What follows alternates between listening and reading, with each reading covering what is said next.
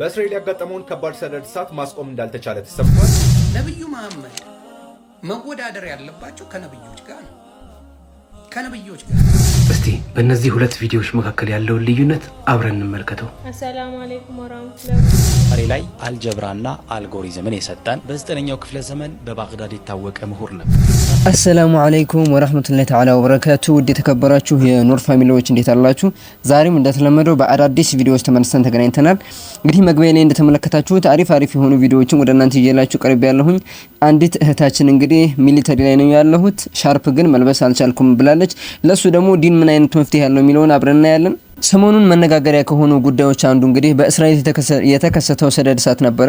ያ ሰደድ እሳት እንግዲህ ይቆማል ተብሎ ሲታሰብ ነገር ግን የአላህ ቁጣ ስለሆነ መቆም አልቻለም ማለት ነው። አሁን ደግሞ መቆጣጠር ያቃታት እስራኤል የሌሎች ሀገራትን እርዳታ እየፈለገች ነው ያለችው። እንደምታውቁት አንደኛ ሰፈር አዝማሪ ደግሞ የእስራኤልን የምስረታ በዓል ለማክበር ወደ ኢየሩሳሌም ተጉዞ ነበር። እንግዲህ የገጠመው ሁኔታ ምንድነው የሚለውን አብራችሁ የምትቆዩ ከሆነ ኢንሻአላህ እንመለከታለን። ቆንጆ ቪዲዮዎችን ወደ እናንተ ይዤላችሁ መጥቻለሁኝ። አብራችሁን ቆዩ። ቀጥታ ወደ ዛሬው ቪዲዮ በእስራኤል ያጋጠመውን ከባድ ሰደድ እሳት ማስቆም እንዳልተቻለ ተሰምቷል። እሳቱን ተከትሎ ከኢየሩሳሌም ወደ ቴል አቪቭ የሚወስደው ዋና አውራ ጎዳና ተዘግቷል።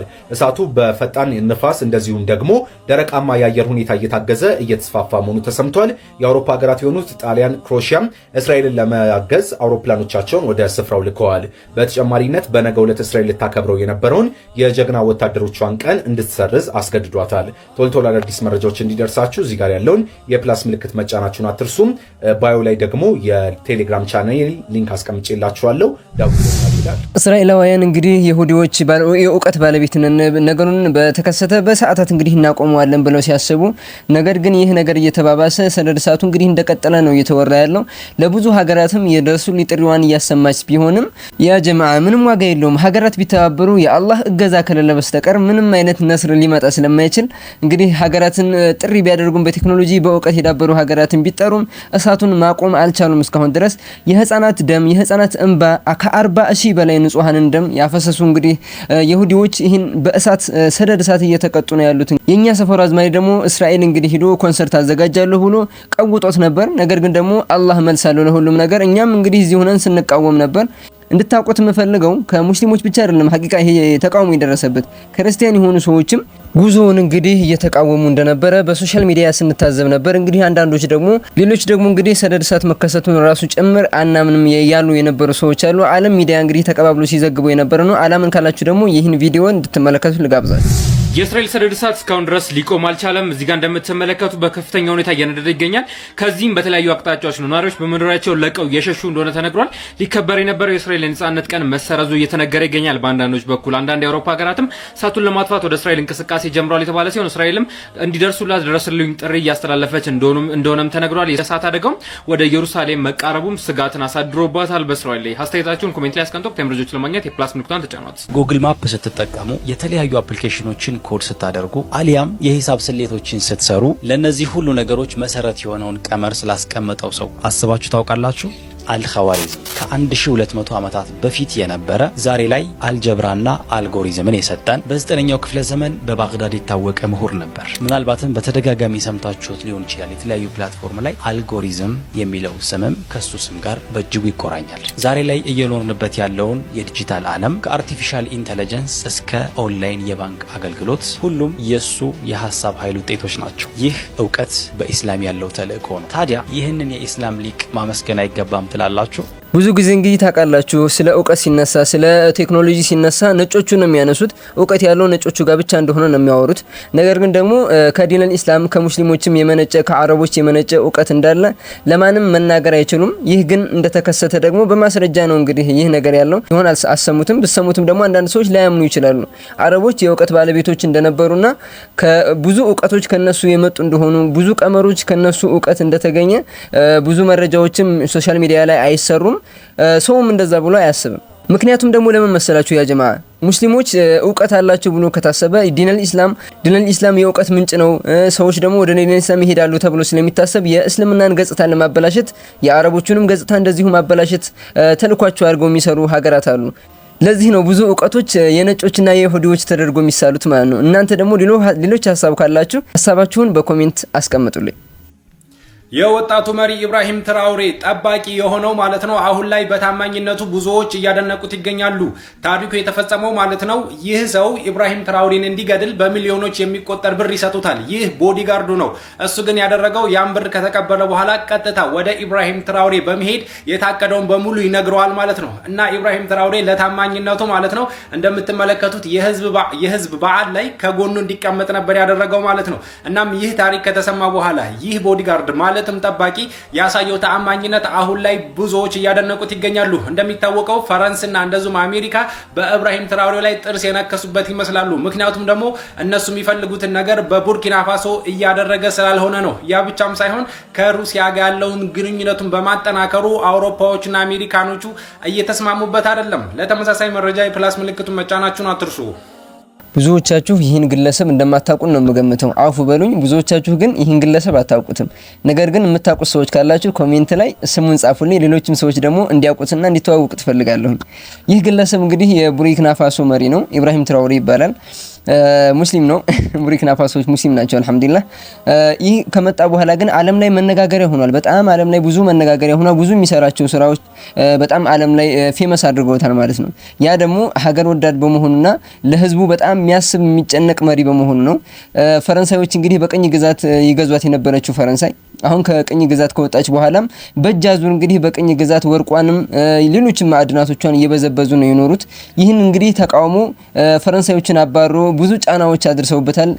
በጣም ብዙ ጊዜ መፈንቅለ መንግስት ሞክረውበታል። ይህን እንግዲህ እናንተ የምትመለከቱትን ያሳየኋችሁን ቪዲዮ ይሄ አንዱ ነው። በቃ በጣም ብዙ ሆነ መፈንቅለ መንግስት ሞክረውበታል። እንግዲህ አላህ ይጠብቀው። አንዳንድ ሙስሊም መሪዎች ሲመጡ እንግዲህ ሽፋን መስጠትና ደግሞ ሙስሊሞች ጋር ማስተዋወቁ ግድ ነው ብዬ ስላሰብኩ ነው ይሄን ቪዲዮ ያቀረብኩላችሁ። እንግዲህ የምታውቁት ሰዎች ኮሜንት ላይ ስለሱ የሰማችሁት ነገር ካለ ኮሜንት ጻፉ፣ ሌሎች ሰዎች እንዲያውቁት ስለምፈልግ ማለት ነው። እንግዲህ ደግሞ ኢንሻአላህ ኔክስት የሚሰራቸው ቪዲዮዎች አንዳንድ ነገሮች ካሉ ወደ ሶሻል ሚዲያ ኢንሻአላህ እናመጣዋለን ማለት ነው። እስቲ በእነዚህ ሁለት ቪዲዮዎች መካከል ያለውን ልዩነት አብረን እንመልከተው። አሰላሙ አለይኩም ወራህመቱላሂ ወበረካቱ። እና ብዙ ኮሜንት ይጻፍልኛል ሂጃብ አርጊ ሂጃብ አርጊ። እኔ ጠልቼ አይደለም ማለት ሂጃብ አርግ ደስ ይለኛል፣ ግን ደግሞ ሚሊተሪ ላይ ሂጃብ አርጎ መሄድ ክልክል ነው፣ አይቻልም። ልክ ነው እህቴ፣ ሚሊተሪ ውስጥ ሂጃብ ለብሶ መገኘት ክልክል ነው። ይህ የሚሊተሪ ህግ ነው። ምድር ላይ ደግሞ ሴት ሆና ሂጃብ ሳትለብስ መኖር ለእርሷ ክልክል ነው። ይሄ ደግሞ የአላህ ህግ ነው። እርሱ ደግሞ ዓለም አቀፍ እግር ኳስ ተጫዋች የምታውቁት መሐመድ ሳላህ ነው። እንመልከተው።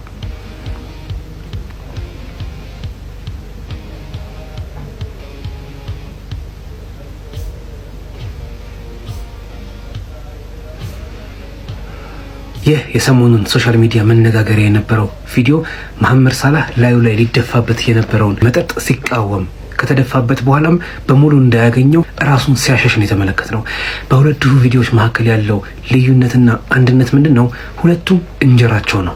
መሐመድ ሳላህም ይህ መጠጥ ተደፍቶበትና ፍቅረኛ ሆኖ ቢሆን ዓለም አቀፍ ታላቅ የሆነ ጭብጨባና ብዙ ስፖንሰሮችን ያገኛል። የመጠጥ ፋብሪካዎችን የሚያስተዋውቁ ታላላቅ ድርጅቶችን በቢሊዮን የሚቆጠር ገንዘቦችን ያገኝበታል እምቢ በማለቱ እንጂ።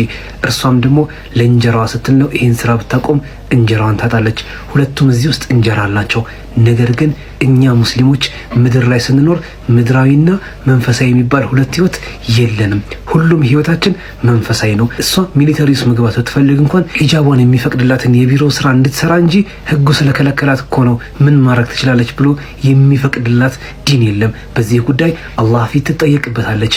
ሳላህ ደግሞ ይህን በማድረጉ አላህ ፊት የሚያገኘው ሰዋብ አለ። ይኸውላችሁማ እስልምና ማለት የስጋና የነፍስ ተብሎ የሚነጠሉ ሁለት ህይወቶች የሌሉት ስጋና ነፍስን አንድ ላይ ምድር ላይ ማኖር ያለብን ታላቅ ሃይማኖት ነው። ይህ ባይሆንማ ነፍሳችን ከስጋችን ሲለይ እኛ እንሞትም ነበር። አብረው ሳይሆኑም መኖር ይፈቀድልን ነበር። ስጋና ነፍስ ግን አንድ ላይ ናቸው። በሌላው ሃይማኖት እንዳለው የስጋ ፍላጎቴን ትቼ ዓለምን ርቄ መንኩሼ ገዳም ገብቼ መንኝ የሚባል ህይወት በእስልምና የለም።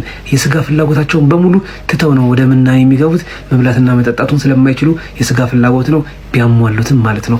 እንዲህ ያለ ዓለም በእስልምና የለም። እስልምና ዓለም ላይ እየኖርን በስጋችን እንዴት ነፍሳችንን ማኖር እንዳለብን፣ ዓለማዊ ህይወት ውስጥ እንዴት መንፈሳዊ ህይወትን ማኖር እንዳለብን የሚያስተምረን ዲን ነው እንጂ የዓለም ህዝብ ሁሉ የነሱ መንገድ ልክ ነው ብሎ ምናኔን ወይም ምንኩስናን ተቀብሎ መንፈሳዊ ህይወትን ብቻ ቢቀበል ዘር ይኖራል አይኖርም? ልጅ ይወለዳል? የራሱን የመጽሐፍ ቅዱስን ብዙ ተባዙ ምድርን ሙላት የሚለው ህግ ይኖራል አይኖርም? ይሻራል። ምድር ሁሉ የተፈጠረችው ለሰው ልጅ ነው። አላህ እንደዚህ አድርጎ የፈጠራት እንድንኖርበት ነው። ግን መንፈሳዊ ህይወታችንን ሳይረብሽብን ማለት ነው። በየትኛውም ስራ ዘርፍ ላይ የተሰማራችሁ እህትና ወንድሞች በህይወታችሁ ውስጥ የመጀመሪያ ቦታ ልትሰጡት የሚገባው የአላህን ህግ ማስቀደም ነው። ከዛ የምድር ላይ ያሉ የሰዎችን ህግ ታስቀጥላላችሁ እንጂ ከአላህ ህግ የሚበልጥ የሰው ህግ ምድር ላይ አኖራችሁ ከዛስ ወደ ማን ነው የምትሄዱት?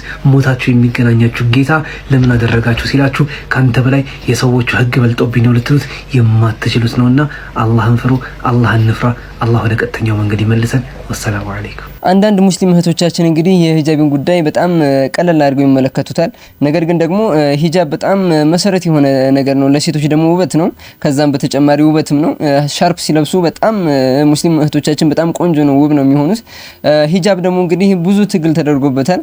ቱርክ ላይ ብዙ ሀገራት ላይ እንግዲህ ሂጃብን ለመልበስ የተደረገ በጣም ብዙ ትግሎች አሉ። ዓለም ላይ ብዙ የተሰሩ ታሪኮች አሉ እና እንደ ቀላል ሂጃባችሁን አታውልቁ እህቶቻችን። ሶሻል ሚዲያ ላይ አንዳንድ ሙስሊም እህቶች አሉ፣ ስም አንጠቅስም፣ ነገር ግን ደግሞ ሂጃብ አይለብሱም።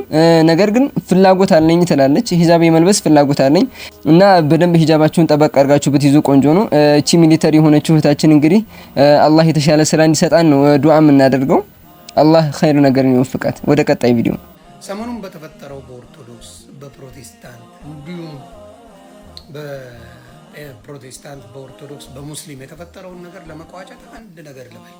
ብዙ ጊዜ መታዘብና መፍትሄ ይዞ መምጣትን የመሰለ ነገር የለምና አንድ ነገር ልበላችሁ። ሁልጊዜ ክርክራችሁ ተመልካቾቻችሁ እንኳን ማስተዋል ያቃተው ነገር የሚያደርጉን ነገር አለ።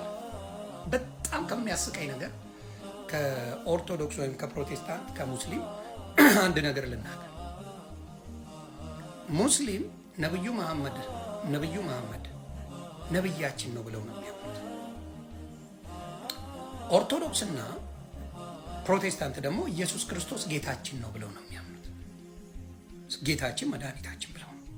ክርክሩ ግን በሚያስቅ ሁኔታ በሁለቱም በኩል ነብዩ መሐመድን ኦርቶዶክስና ጴንጤ ምን እንዳደረጉ እንደ መልአክ አድርገው እንዳዩ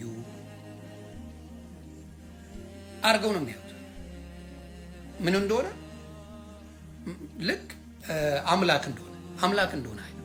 ነብዩ መሐመድ መወዳደር ያለባቸው ከነብዮች ጋር ነው። እንዲሁም ሙስሊሞች በሚያስቅ ሁኔታ ነብዩ መሐመድን ኮምፔር የሚያደርጉ ከኢየሱስ ክርስቶስ ጋር ነው። ነቢያትን ከነቢያት እንኳን ኮምፔር ለማድረግ ኦርቶዶክሱ፣ ጴንጤው፣ ሙስሊሙ ተወዛግቧል። አሁን ነብዩ መሐመድ መወዳደር ያለባቸው ከነቢያቶች ጋር ከነማ ጋር ከነ ሙሴ ጋር ከነ ዳዊት ጋር ከሌሎችም ጋር ብታወዳደሩና እንደዚህ አድርገዋል እንደዚህ አላደረጉም የሚባለው ነገር ቢመጣ ውሃ የሚያነሳ ክርክር ይመጣል። አሁንም ሙስሊሞች የሚያደርጉት ነብዩ መሐመድን ከክርስቶስ ጋር ኮምፔር እያደረጉ ፌል ያደርጋሉ። እንዲሁም ደግሞ ኦርቶዶክስና ፕሮቴስታንት ክርስቶስን ከነብዩ መሐመድ ጋር ኮምፔር እያደረጉ ፌል ያደርጋሉ።